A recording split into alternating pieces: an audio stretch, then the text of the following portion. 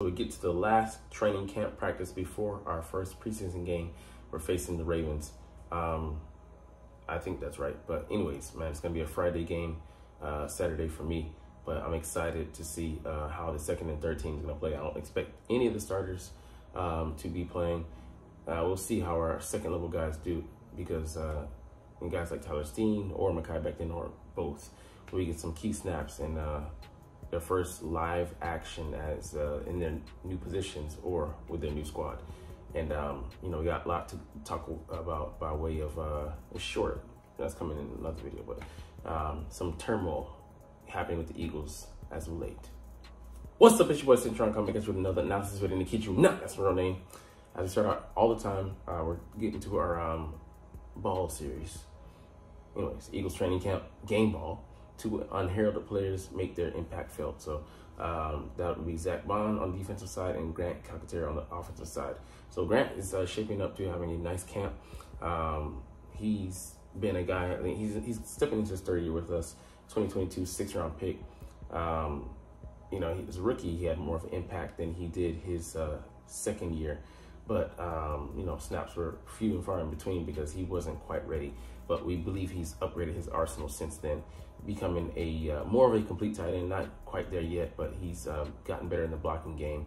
And it was apparent in some drills. And, you know, he's making the catches, man. Catching the touchdown, thanks to, you know, still a throw from Hurts. But, hey, it is what it is. And he's previously spent some time with Hurts at Oklahoma. But, I mean, I'm excited for him and to see, you know, him really take hold of that number 2 spot. He's been the guy that, you know, they've kind of championed and pushed, you know, to the forefront and talked about him. So can he be more of a Dallas Goedert, you know, clone light at that? But I'll take a cheap invitation. Or is he just going to be limited to the pass catching role he's been pegged with thus far? We shall see. But excited, like I said, in the preseason game to see what snaps, you know, how the quality of snaps and what he does, you know, with those that he gets, whether Tanner McKee's thrown to him or whether it's Kenny Pickett. I'm looking forward to Grant Calcaterra proving to us that he can be a weapon in this offense, and one that will, you know, be the 5th or 6th option. You know, rarely calling, you know, hearing his name called, but ready to produce when, you know, he's up at the plate. Anyways, whatever. But let's get to our defensive guy. That would be one Zach Bond, a guy we picked up this offseason. And yeah, he was a much, you know, less heralded guy, but he was a first, you know, day free agency sign for us. So that points to the impact that we expected him to have and the expectations that we have for him. So he's coming in, you know, and displacing, I should say, Nakobe Dean. And, you know, he's been the guy heralded. He's a former 3rd-round pick, but this former 3rd-round pick is taking the bull by the horns. Had a nice sack last year against Penei Sewell, who was seen as, you know, maybe the #1 right tackle right now, one of the top tackles in the league, you know, nonetheless. And he kind of just ghosted him, ducked under, and got that sack on Jared Goff. It's a beautiful snap. You'll find it on YouTube. And it just shows his pass rushing prowess. But he's playing not on the edge for us, but he'd be playing at inside linebacker. He definitely has the lead on that 9th day in a row that him and Devin White have been starting out with the 11-11. Him and Devin White have been at the 11-11 starters. So he has some tools in his tool belt. He's more of a lengthy guy. I think he's like 6'2", 230 range. You know, so not a huge guy, but he lays the pop, solid in coverage, knocking balls out here. You know, right hooks, damn. You know, he's not gonna at him. But I love to see it, love to hear it, and I'm really excited to see. I mean, even if he's not to the level of TJ Edwards, he's faster, running 4.62. But you know, he got dusted by Hurts yesterday. You know, it is what it is. But excited for his potential in his defense, and he's just, you know, a do-it-all guy, a guy that Vic Fangio loves, and, you know, one of the guys who be wearing the green dot, or who has the capability to wear the green dot. Him and Nakobe have been, Devin White have been wearing it. So one person will, you know, have it during game time. Also combined for a sack. So, I mean, he's active, you know, active. So hopefully take him off special teams though, because I like seeing him there, but not as a starter. So I think the guy has tremendous potential in, you know, what he'll bring in coverage, tackling ability, length. He's a better version of Zach Cunningham that can, not just play the run, but play in pass coverage as well. All right, let's get to the Jalen Hurts watch. Eagles QB has another solid day at the office. I mean, he just was stellar. Look at his final numbers. He got only just 15 passes, but he on a high number of those, 73%. Can you tell me what number of passes completed that is? I only know because I looked on my calculator. Anyways, he was hitting everybody, getting the ball out of his hands, accurate, putting the ball on the money. I mean, if you've heard this before, just, stop me. But, it's the same story, but he's been more consistent. But this time he's been finding more of a diverse set of playmakers, including more of Johnny Wilson, getting him more acclimated. And, he's hitting guys like Grant Calcaterra for 20-yard gains. Of course, Devonta Smith, A.J. Brown, the backs, Kenneth Gainwell and Saquon Barkley out of the backfield. And then also, hitting Dallas Goedert for a TD. So, and Britton Covey. So he's getting everybody involved and just truly being a distributor there. Like he's Amazon, delivering those packages to each and every, block that he is signed up for. And then some, going the extra mile to the ones that aren't listed as well. So it just really gives you hope for this offense that, he can be a better version of Dak. A Dak that can scramble and can be more diverse in what he can offer to the offense.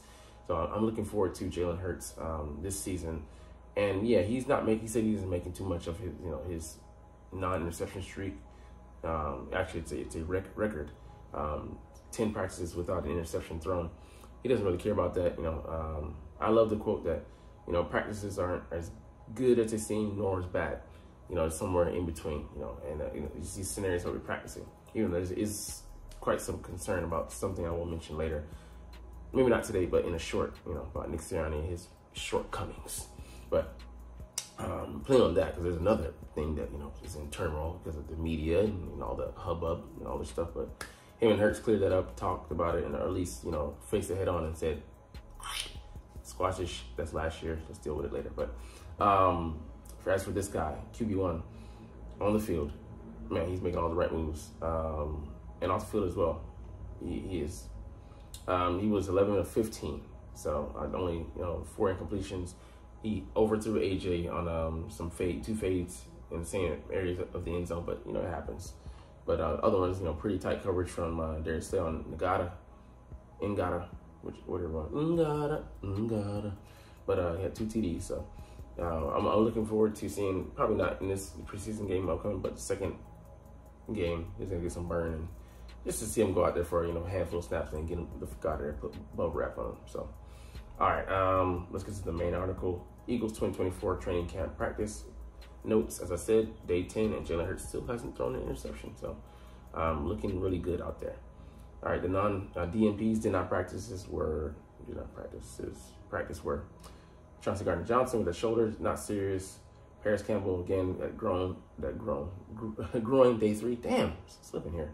Oren Burks hasn't practiced since the first day. Can't make the club and sub. Brandon Smith, concussion, this is his 4th day straight. And Mekhi Garner with that hamstring, 4th day straight. And Tyler Steen was a full participant for the first time, but he was taking a couple of first-team reps. But most of the right guard second-team snaps went to him. So Nick Sirianni said there wasn't a shift, but hey man, I think you like Becton more at this point. We'll see. But we know that Jeff Stalin wants to have the starting 5 of guys that are projected to be on the field, so they can get as much synchronization as possible out there. But Calcaterra and Dallas Goedert catching TD is interesting. The tight end's getting the fall, so tight end 1 and tight end 2 presumably out there getting that work. And you can see all the thumbs up. It's just been since day 5. 1, 2, 3, 4, 5, 6 in a row. 5 according to Bleeding Green Nation, but we'll take it with a grain of salt. But definitely, if he can offer anything in the blocking game, he'll be a significant upgrade over Jack Stahl, who's primarily a blocking guy. Nakobe Dean got tackled to the ground. Nakobe Dean tackled Smith to the ground. He wasn't happy about that, but he did let up on him yesterday, last year, and not send him into the hospital as he could have, the hit, but he would have got pissed about that. All right, Joseph Ngata got a deep ball down the right side. But, you know, Slay swatted that away. So Slay's showing that he's still the best corner in camp. Britton Covey had a nice grab down the field between two defenders. He got sandwich hit, still held on to it. So, I mean, he's showing that he deserves some burn on offense, you know. And I think it's just that time. It's that year. He's in year 3, and he's ready.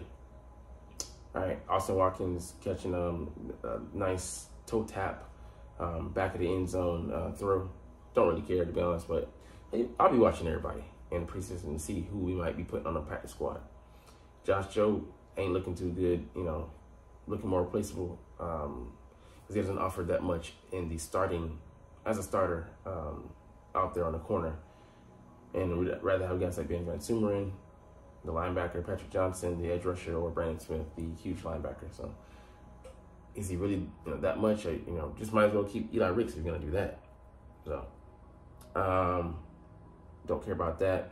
Let's get to the extra notes from the next article. So let's see. Jalen Hurts had to answer some questions. We'll get to that in a short. This here, man, just ridiculous reports out there, man, that these guys are making. All right, so again, favorite play from him was a check down to Devonta Smith. So just Hurts getting it out. He's, you know, getting out the balls quickly, realizing that you know, that's what's there, and making sure you get a positive gain and just not imploding last year, just holding on to the ball, you know, for forever. So that throw to Grant Calcaterra was a in between Zach Bond and Reed Blankenship, so for 20. So anticipatory throw, accurate, and on the money. Let's see, and touchdown pass over to Kobe Dean. He was getting cooked, man. This training camp, man. He was getting cooked in the regular season last year, 13-20, you know, in his area. And went to Dallas Goedert, where only he could get it. Makes sense. All right, Hurts got the ball out, you know, super fast and on target to Devonta Smith, who beat Darius Slay for, you know, a first down in a 3rd and 5 situation. And it wasn't a blitz being called, but, you know, one of those blitz beaters. I just loved to, you know, hear it because there was nothing of that sort going down last year. And like I said, he missed on a couple, you know, plays, you know, fades. Hopefully he practices those. He gets deadly at the back shoulder, and we live to see him to brag about it. But here's it's long, you know, long section going over the ESPN article that came out, the bombshell that dropped. That really isn't, you know, anything to talk about. We'll get into that in the short, but just dumb. All right, right guard battle, like we said, Steen is taking a back seat. The cornerback battle, Isaiah Rodgers, you know, for the 6th day in a row, 7 for Rodgers total, that he's taking the snaps across from Darius Slay. And it's looking like the veteran is going to be out there. So they both had good reps against AJ Brown, but Ringo later gave up a catch to round. So not that that's the equalizer, but just letting you know what it is. Trotter Jr. looks more impressive than Dean, which is not surprising, but it is kind of disappointing to hear. And he's often, you know, gotten compared to him, but, you know, he's getting more effusive praise. He stopped Terrion Davis-Price short of goal line on the short catch, and Zach Bond ran on to the field to praise him. Just tells you kind of all you need to know there. And hey, the wide receiver 3 battle, I didn't even think about these guys being considered at the time, seriously. I thought it was going to come down to Paris Campbell and potentially John Ross, but Johnny Wilson throwing his hat into the ring, making some catches. Even though he failed to bring in one, you know, he still popped more than he hasn't. Anaya Smith, not even in the picture at this point, he did make some catches, which is positive. And Covey against, you know, making the most of the targets that he's earned. So I'm really excited to see. I think it will be a gaggle of guys that we use. You know, a short, shifty guy in Covey, a big, huge guy who could be a red zone weapon, or at the very least a decoy threat, Thanos level in Johnny Wilson. And Kenny Pickett and Tanner McKee, I think, you know, throwing some, I mean, it will make some nice throws. Let's see, Austin Watkins beat Eli Ricks. But, you know, like I said, I really want to see them in game time action and see how they quit themselves. And I love this, man. Kellen Moore stepping into the huddle and direct the offense. Nick Sirianni on the defensive side dealing with defensive guys and just Let the man cook in the kitchen, because he can give us a 5-star restaurant, 5-course quality gourmet meal if we let the motherfucker cook. All right, and this right here, man, I gotta jump in on this later, but I am concerned about this. Nick Sirianni's play calling. It's practice. We should be going all out aggressive. There's no penalty, even though you want to make it a real time, live game situation as much as possible, to try and replicate that environment, that situation, the atmosphere. Him shirking away from making the bold play, it spoke to last season, us making conservative plays when he was overriding Brian Johnson. He's like in the headset, no, we run that bullshit, BJ. I'm running what the fuck I want. Fuck your BJ. We're getting my head. I'm in your head. All right. So, I mean, just like that, man, just pisses you off. We'll get into that later in a short, but it's not surprising, and it's kind of why I wanted Nick Sirianni out. I'm not saying he's a terrible coach, but I don't think he's the coach long term for us. Even if he does lead us to a chip this year, I still would say, eventually his system is set to crash, because what is his expertise in? Being a CEO head coach, you can more easily find those than a coach who has expertise on one side of the ball, on either side. All right, and this might be telling. The deployment of special teams: Tyler Hall, Patrick Johnson, Vince Van Sumeren, Keely Ringo, Josh Jobe, Jalix Hunt, Grant Calcaterra, Zach Bond, and Tristan McCullum. So all those guys that I would say at the very least are practice squad level threats. Tristan McCullum, practice squad, regular roster because he was a 3rd-round draft pick. I don't know. It could be safe. Keely Ringo is definitely safe because he was, a former. We traded the 3rd-round pick, and exercised a 4th-round pick for him. Ben Van Sumeren could be on the fence, but at least very least practice squad. Tyler Hall, got to keep some inside corners. He's an inside slot guy, and Patrick Johnson could be. He's the most, I would say, shaky here. So, but a lot of speed there. Brandon Graham had a sack with the 2nd team defense. The ageless wonder just keeps on, doing what he's doing. Let's see. E.J. Jenkins couldn't haul in a TD from Kenny Pickett. And they're talking about guests on the podcast. So anyways, the next video we make will most likely be a recap of the preseason game. Be watching that Saturday morning for me, Friday night for you, but we'll make the video. But anyways, you're not even watching though, but it's all good because I love talking about the freaking stinking Philadelphia Eagles, and I love making these videos. So we'll chunk the deuces officially, but as always, it's fly Eagles fly, and let's motherfucking go. A little bit too aggressive there, buddy. Like, comment, share, subscribe if you want. Thanks for watching. Check me out at Cintron, Cintron Anime, Cintron Life, or Cintron Laughs, or other social media.